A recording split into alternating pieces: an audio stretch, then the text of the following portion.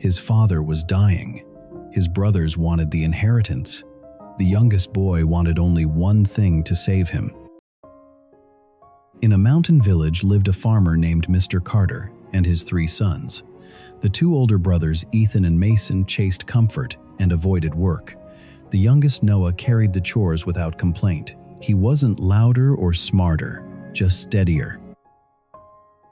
One autumn morning, Mr. Carter collapsed. Fever soaked his shirt. His breathing came in broken pulls. Ethan hovered at the doorway. Mason leaned on the wall, impatient. "I can't waste a day on this," Ethan muttered. "He'll bounce back," Mason said. "He always does." But he didn't. Noah stayed by the bed. He cooled his father's forehead, fed him broth, and searched the hills for herbs. Nothing helped. By night, Mr. Carter's hands trembled like leaves in wind. The village sent for Dr. Hart, an old physician with silver hair and eyes that missed nothing. He checked the pulse, listened to the chest, and exhaled slowly. "This sickness is wasting him," Dr. Hart said. "His strength is nearly gone. There's one remedy left, a rare healing herb on the summit of Bamboo Ridge." "Tell me the way," Noah said. "I'll bring it back." "The way will try to kill you," Dr. Hart warned. "A rope bridge over a ravine, a wide river with no boat, a cliff that rises like a wall. At the top, an ancient temple. The herb is kept there." Ethan and Mason turned pale. By midday, they reached the ravine. The rope bridge swayed above roaring water. An old woodcutter stood nearby, bent under a heavy bundle. "Young men," he said, "help me carry this across." Ethan scowled. "Move. We're busy." Mason waved him off. "Not our problem." They stepped onto the rope. It jerked. The wind shoved it sideways. The roar below climbed into their ears. Their courage cracked in seconds. "I can't," Mason shouted. "Turn back," Ethan yelled. They ran home with empty hands, pretending it never happened. Noah didn't argue. He packed bread and water, kissed his father's hand, and left at dawn. When he reached the ravine, the same woodcutter waited. "Boy, help me cross." "Yes," Noah said. "I'll carry it first, then I'll guide you." Noah stepped onto the rope. It swayed, but he didn't freeze. He wasn't fearless, he was focused. One step, then the next. He crossed, returned, and helped the old man over. On the far side, the woodcutter smiled. Kindness makes the ground firm. Light shimmered around him. The bent old man straightened and his eyes cleared like sky. He was no woodcutter at all, an immortal in humble robes. "I tested you," the immortal said. "Your brothers served greed. You served love. Now listen." He pointed down the trail. "Walk until you reach the great river. Call 3 times, 'White Crane, carry me across.' Then go to Bamboo Ridge. Knock on the southern cliff 3 times." That night, as he camped beneath a cedar tree, Liam stared into the fire and listened to wolves calling far away. Fear came in waves. What if the crane never appears? What if the mountain stays sealed? What if he returns too late? He felt the weight of the herb he didn't yet have, and the weight of a promise he could not break.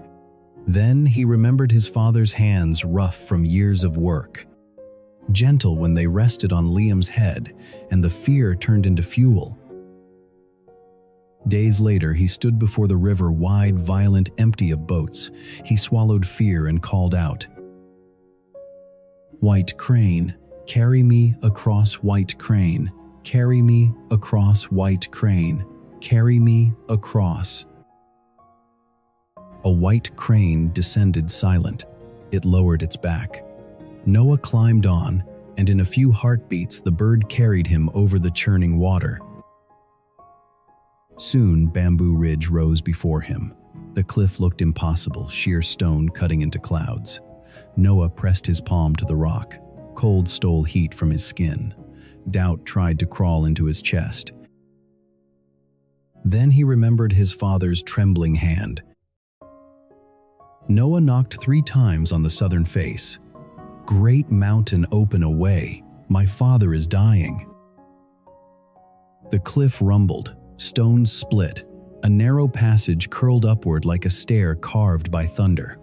Noah climbed until mist wrapped his shoulders and an ancient temple appeared waiting. At the gate stood an old abbot. "I've been expecting you, Noah." In a small garden, the abbot cut a sprig of fragrant herb and placed it in Noah's hands. "Courage brought you here," the abbot said. "Obedience will save your father. Split it into 2 bundles, one in your inner pocket close to your heart and one in your outer pocket. At home, pick 7 white citrus blossoms. Brew the herb with those blossoms and a small cup of rice wine until only 1 cup remains. Only then may your father drink it." "I understand," Noah said. On the way home, Noah moved fast, the herb's scent rising like hope. But greed had already returned ahead of him.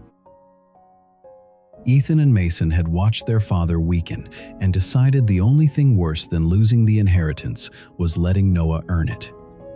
They waited beneath a banyan tree at the village entrance, smiles ready.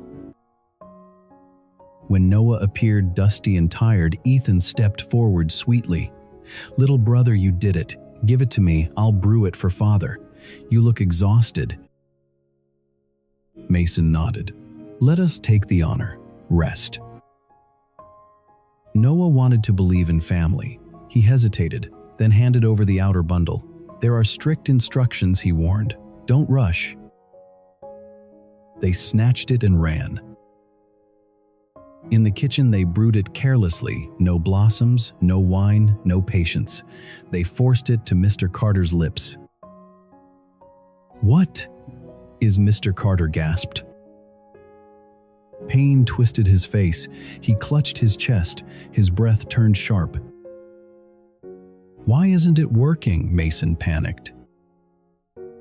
"Because greed can't follow directions. It can only hurry." The door flew open. Noah rushed in. "Stop! That's not the way." He reached into his inner pocket, the second bundle kept close to his heart. He picked 7 citrus blossoms and brewed again slowly with rice wine, exactly as the abbot taught. When it reduced to 1 cup, Noah lifted it with both hands. "Dad, drink this." Mr. Carter swallowed. At first, nothing. Then his breathing slowed. The tension in his brow softened. Color returned to his cheeks. His eyes cleared and found Noah. "I can breathe," Mr. Carter whispered. By evening, he sat up. By morning, he could stand. When his voice returned, he called his sons before him. "You lied," he told Ethan and Mason. "You fled. You stole from your brother. You wanted my property more than my life." Mr. Carter turned to Noah. "You risked everything to save me. I give the house and land to you." Liam nodded. "Calm. I accept your trust." Liam said, "But if my brothers change? We live as family. We were wrong." Mason said, voice breaking, "Forgive us." Ethan whispered, "From that day, they worked quietly, without excuses, and peace returned to their home. Here's the lesson. Kindness gives you strength.